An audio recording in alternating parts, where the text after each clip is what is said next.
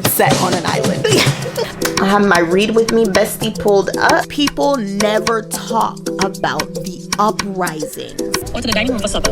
More often than not, my mother will come here with us. Like, you need to choose a side. Maybe we're getting somewhere. Hello guys, welcome back to my channel, Dai's Paradise, or welcome if you are new. My name is Dai, and today we are going to be doing a 12-hour readathon.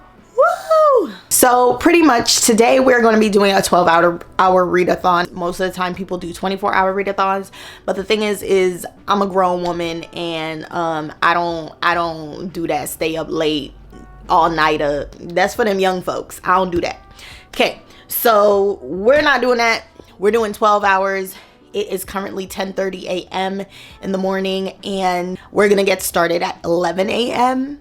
And then when we get started at 11 a.m., I'm gonna go until 11 p.m. Let's go ahead and get into the TBR for today's readathon. Count how many times I say readathon in this video. Okay. First book on the TBR is actually a maybe, and that is Skin of the Sea by Natasha Bowen. This book is a Orisha inspired story about Mami Wata. Mami Wata is like pretty much mermaids who are privileged, I guess you could say, by the Orisha Yamaya or Yemoja. No, she's called Yemoja in this. Okay, so pretty much who are privileged by the Orisha Yemoja to be the guardian of souls of people who die at sea. And our main character is Simi, and she is one of these Mami Watas. I am on chapter 6 already, so I've already started, which is why this is a maybe. I'm not gonna lie guys, it's moving super slow. I don't know, but already what the main character is doing and how the author kind of writes out the language of the prose, plus what the main character is doing, is already getting me mad. So that's why this is a maybe, because I'm already getting a little frustrated with the main character, and then the prose is also very slow and it's slow moving. So therefore it's all kind of just making me feel like irritated. Next on the docket is Teaching My Mother to Give Birth. This is by Warsan Shire. This is a book of poetry by Warsan Shire. Now this is a book of poetry that I have already read in my life, but I read it like years ago, and I decided, you know what, I think it would be a perfect addition to this TBR. It would be a great palate cleanser. So yeah, Warsan Shire. Then we have another book of poetry, White Egrets by Derek Walcott. This is a St. Lucian author, and I've already read some of these, just some, but I figured this would be also a great palate cleanser for when I just kind of need a break in between books. Now, this book I'm hoping is going to be the star of today's show. This book is a book that, oh, look at it. It's so pretty. It matches the bed sheets. Okay, I'm sorry. I'm kind of having, all right. Anyway, book is written by Kaysen Callender. Kaysen Callender is actually a author from the Virgin Islands. Woo! I'm massive. Okay, so Kaysen Callender is actually from St. Thomas, U.S. Virgin Islands. Kaysen Callender was born 2 days after a hurricane and was first brought home to a house without its roof. After spending their first 18 years on St. Thomas of the U.S. Virgin Islands, Kaysen studied Japanese, fine arts, and creative writing at Sarah Lawrence College and received their MFA from the New School. Kaysen is an award-winning author of books for children and teens. Queen of the Conquered is their first novel for adults. Yeah, so I got to support my people them. So yeah, it's set on an island. Okay, of course it is, right? Like, come on, right? Like, I guess maybe I haven't read a lot of books where it's like set on an island, or specifically on islands. Now, the last book that we have on today's docket is actually by Chimamanda Ngozi Adichie, and this is Americana. I rented this with Libby, and so this is actually going to be on my iPad, which I do love reading on my iPad. I am not a Kindle girly. I am just a Kindle app girly, okay? Hey, I don't know. So we have Chimamanda Ngozi Adichie, Americana, and this is pretty much going to be the final book on today's TBR. So this one, I'm not really planning on finishing, or I don't know if I'll finish. And also Skin of the Sea, I don't know if I'll finish. Yeah, but Skin of the Sea, I might just DNF. I'm not gonna lie. But I do really want to get into Queen of the Conquered. Yeah. Isn't she beautiful? Like, this is a beautiful book. Look at this snake. Like, oh my gosh. So beautiful. So pretty. Yes. So pretty. Okay. Then I love the little blurb at the top. I want to prove to them that they were wrong to underestimate me. I want to see them burn for what they did to my family. Caribbean power, like, okay, because that's all I'm saying. Yeah, I think we're gonna start off with this one. I'm really excited. If you cannot tell, there is a running theme with all of these books, okay? There is a running, hold on, let's see if we can hold them all up. There is a running theme with all of these books. Thumbnail. Pretty much they are all written by Black authors, but specifically Black authors across the diaspora. So we have Caribbean authors, we have Warsan Shire. She is a Kenyan, Somali, British author. Yes, okay, all of the above. And then we have Chimamanda Ngozi Adichie, who is a Nigerian author. And then we have Natasha Bowen, whose father is Nigerian. If you cannot tell, I have chosen to read for today's 12-hour readathon all Black authors, a part of the diaspora. I hope you guys enjoyed this eclectic selection, and we're gonna go ahead and get started. I have my Read With Me bestie pulled up. Let's go ahead and get started.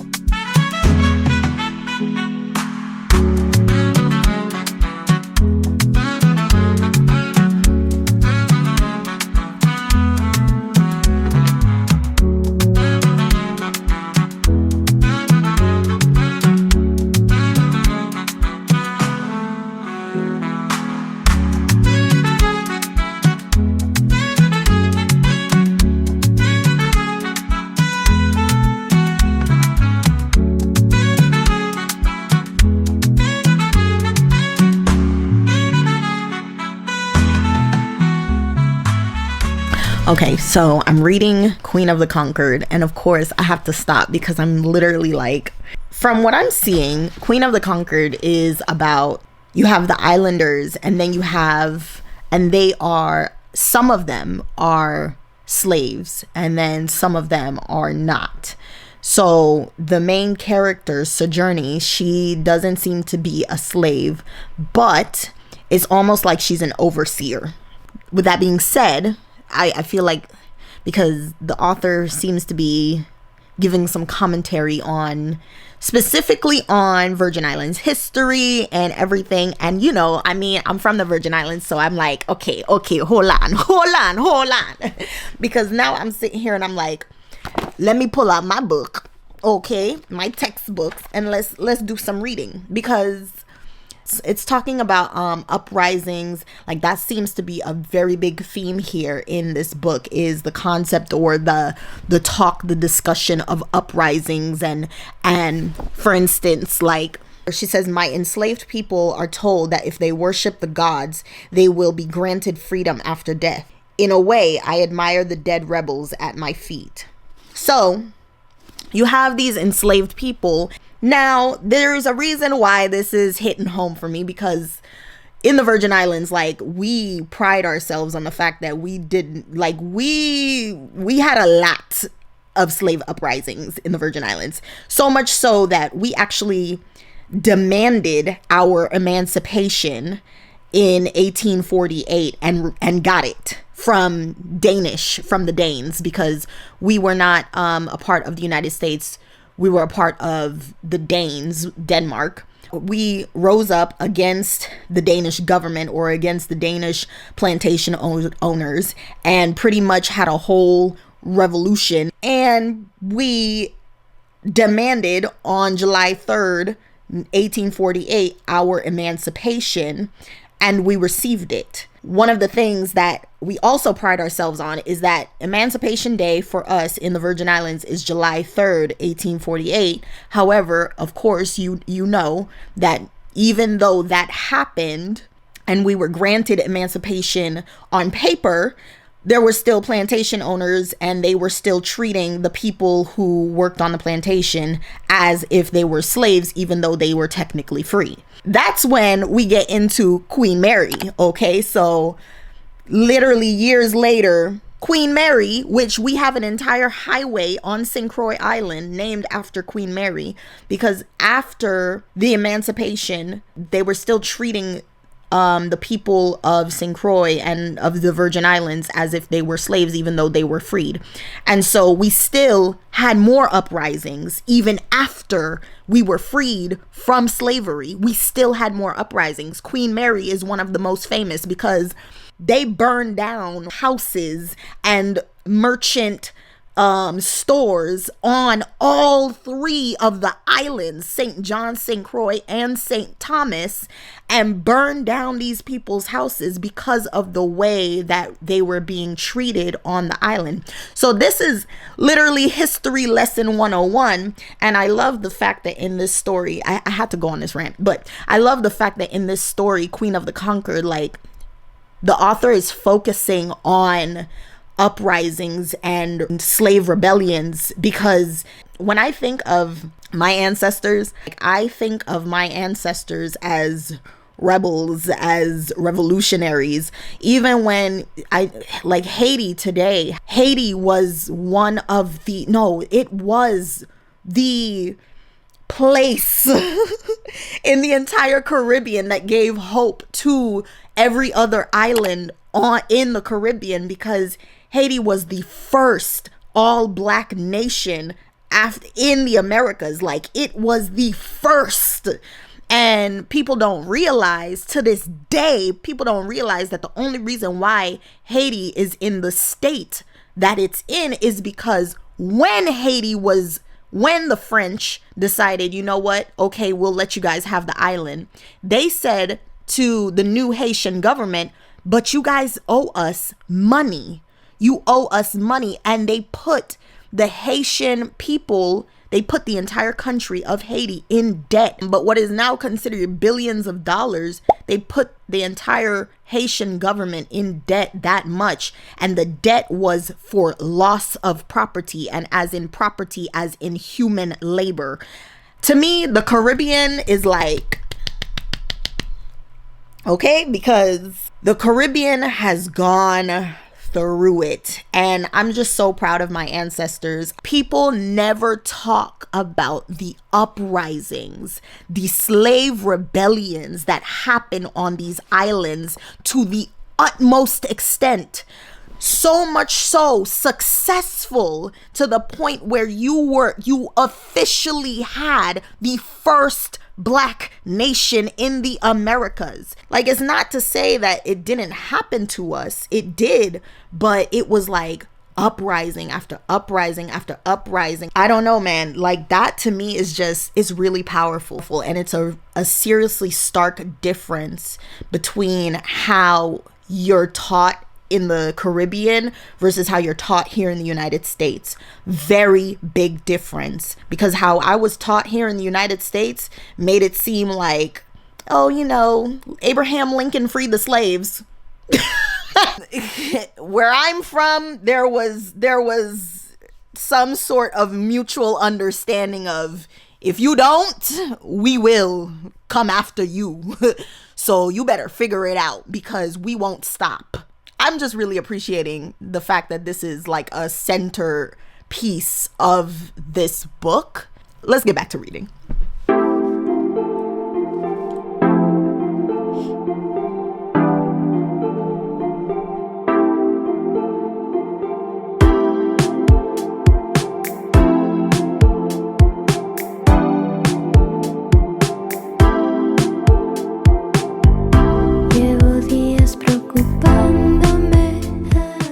Okay, guys, I'm gonna take a walk because my brain, my eyes, I only have one page left until chapter 3.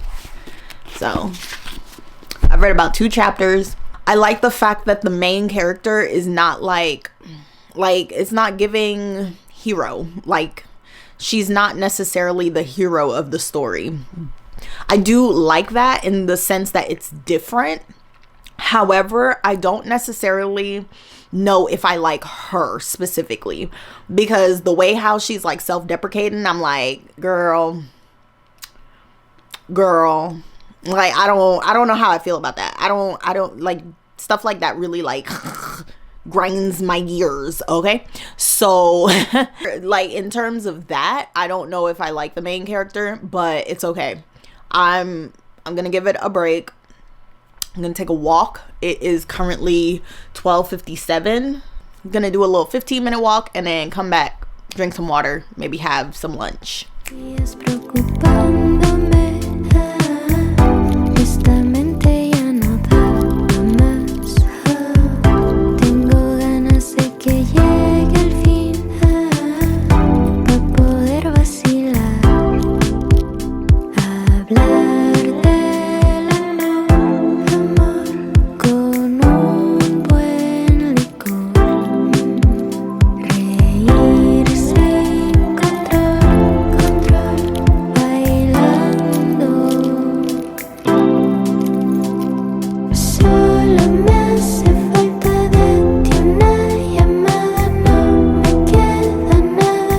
So I literally just took my walk. It was great. It's beautiful outside.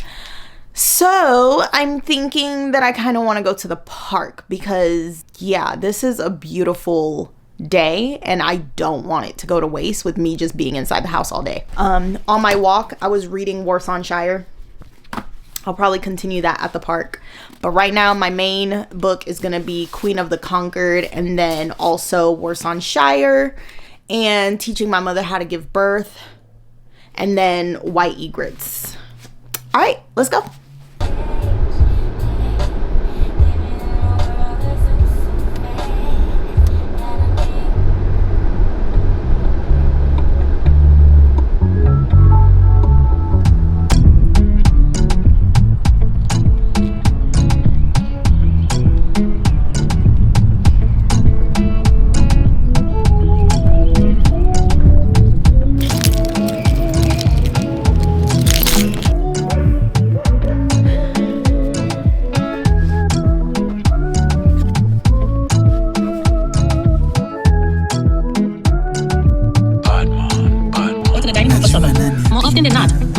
With us, and we would stay only a few days as she conducted her business, observing the crowded meeting with Vernon Root, until finally we returned to Rose Hill.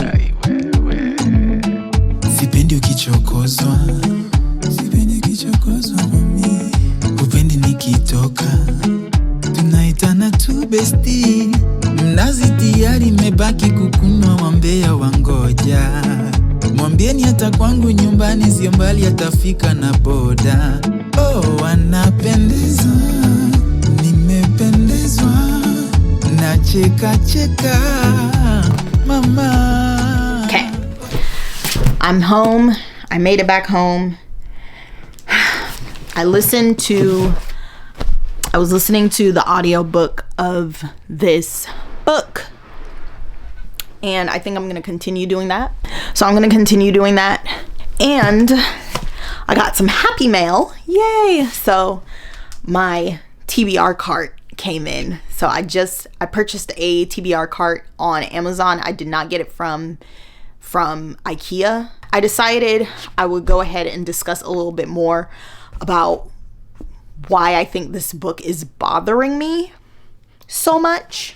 even though I'm trying not to compare it to other books, but I am comparing it to another book. But the book that I'm comparing it to is The Cruel Prince by Holly Black.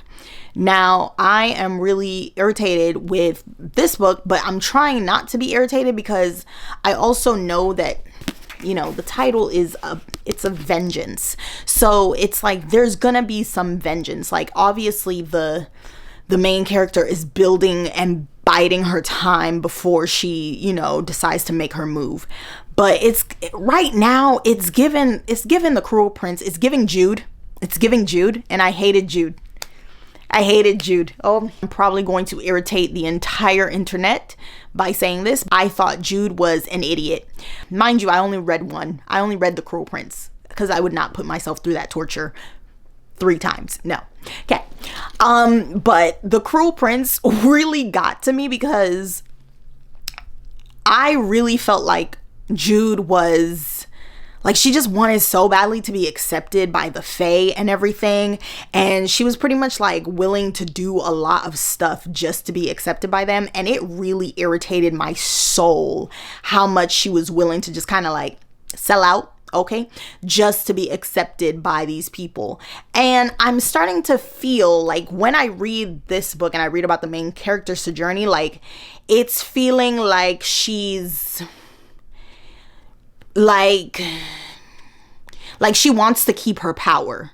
Like, yeah, it's kind of giving like she wants to keep her power. And in my head, I'm like, you got 2 choices.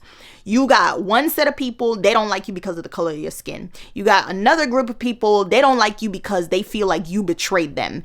Only one of these things is a choice. Like, you need to choose a side. You need to choose a side so you can make the choice to not betray people, but you can't make the choice to change the color of your skin unless you're Lil' Kim, or Michael Jackson. I'm sorry. I didn't mean to go there. All right. Moving on. So my whole point is like, it's like it's giving this type of energy like she's trying to do what's necessary to make sure she gains a certain amount of power. And in my head, I'm like, girl, what are you doing? Like, just drop everything and go be with your peoples. Like, drop everything and go be with your peoples, you know? And it's not giving that. It's not giving that at all. But she's constantly in their heads. And I'm like, I don't care about what these people are thinking. I could care less about what these people are thinking, because at the end of the day, they're racist. We get it. They hate you. And I'm like, they hate you, so do something about it, because you can do something about it. Like, you have the ability. You literally have this craft power where you can do something about them hating you, and you just not.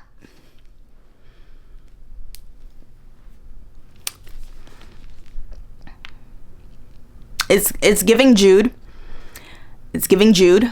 Like, Jude, you had the ability to go to the human world with you and your sisters, and you just decided to go, oh no, I want to fight to make sure that they accept me.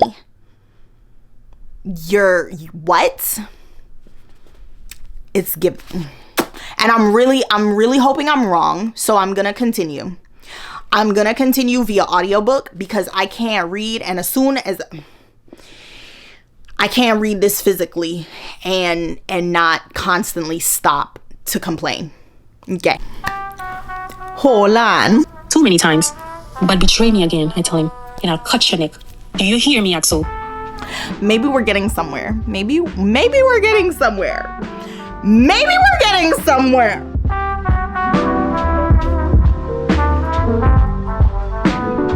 Okay, guys, so it is currently 10:29. I officially have 30 minutes left of this readathon. I have finished teaching my mother how to give birth. And I have also read some of White Egrets. I read some more poetry in White Egrets. And I'm gonna go ahead and jump back into Queen of the Conquered for the remaining 30 minutes of this readathon. I'm gonna turn on a read with me video, and that is how I'm gonna finish out this challenge. Let's get it. Okay guys, it is officially about to be like 11:30, and I have this much left of Queen of the Conquered. I'm on chapter 19. So let me give my thoughts so far. I don't like the main character. I don't like her at all. I think she's an idiot. You think you can work your way into these people's lives, and you think that they'll accept you, and you think that they're gonna, like, what do you think makes you so special? They don't care about you. They don't like you. To be very honest with you, I don't like people like that in real life. I don't like people who are like, oh, I'll do anything to fit in. I don't like people like that, and I don't like characters like that. So at least I'm consistent. Like, what are you doing? Like, why are you so obsessed with what these people think of you? It kind of gets into the question of like, okay, why are you doing this? The way how the main character in Queen of the Conquered kind of acts is as if she's doing everything she's doing to get revenge and to get vengeance, and literally like the whole little blurb on the front of the book and everything, they will know her vengeance. It's like, I'm thinking like she's about to do some bloodthirsty like sicko type deal, ting them to these man them, like she about to hang rip them up, and you like, I'm sitting here thinking to myself like she is about to get her vengeance, like her revenge. No, baby girl, it's not doing that. There's no vengeance happening. It's like she's the most indecisive person ever. Research is really important, but a lot of times people use research as a crutch to not do the thing that they're afraid of doing. Like, they'll be like, oh, I'm still waiting, or I'm still gathering information, and they won't do whatever they say they're gonna do because they're gathering research. This is this girl, so much so to the point where things start happening to her, and she's still, quote unquote, bidding her time gathering research. I'm like, baby girl, like they're about to throw you in jail. Like, what are you doing? Like, they're about to throw you in jail. They're literally sitting here threatening to execute. Like, are you okay? And she's like, I'm bidding my time because I have to see if I can become the ruler of this and the ruler of that. And it's like every time she hits a little tiny milestone, she moves the bar further, and she's like, oh, well, I can't do that yet because I'm still waiting to see if this will happen. And it's like, she's not doing anything. Like, she makes no actions or takes no real concrete actions in this book that leads to the freedom of her people, or even to the vengeance that she wants so badly. She's trying to say like she's gonna stand up to these rulers of these islands one day, but she's never gonna stand up to them, and they have the upper hand. So it's like she's trying so hard to fight against them to get vengeance for her family, and I'm like, you're being so ridiculous. There's literally a bunch of islanders, a bunch of people who are enslaved on this island that you could team up with, hands down, and you could help them, and they could help you, and you could... I'm confused. But instead, she's just treating the islanders like crap, and then the rulers of the island are treating her like crap. You're just stuck there in the middle where you're just gonna keep being treated like crap, and you're just gonna keep treating the people who could back you up like crap because you want so badly to infiltrate the system that doesn't want you. This is giving the feeling of like when people want a seat at the table, but the people at the table that are already sitting there, they don't want you there. but you're trying so hard to convince the people, no, I deserve a seat at the table. No, please let me have a seat at the table. They don't want you there. But you see that there's people who have space at the table for you. You'd be accepted at the table just fine, baby girl. You'd be accepted at the table, but you don't want a seat at their table because you're trying so hard to impress the people at the table that you want a seat at.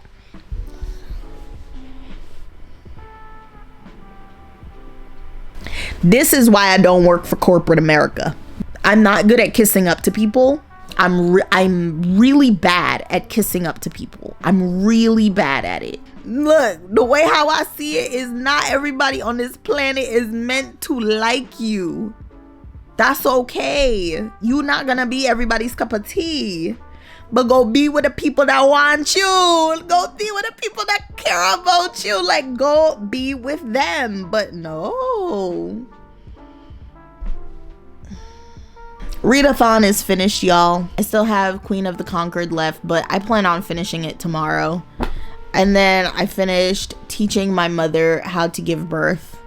And then I read some of White Egrets by Derek Walcott. I didn't get to finish an entire book, but who cares? 12-hour readathon is finished. I hope everybody had a wonderful time watching this. I hope you enjoyed the vlog. If you did, please don't forget to give a thumbs up, comment down below. Did you like the Cruel Prince? Did I make you mad? Comment down below if you did like the Cruel Prince or if you didn't. And yeah, let's talk about it. Thank you guys so much for watching, and I will see y'all in the next one. Bye.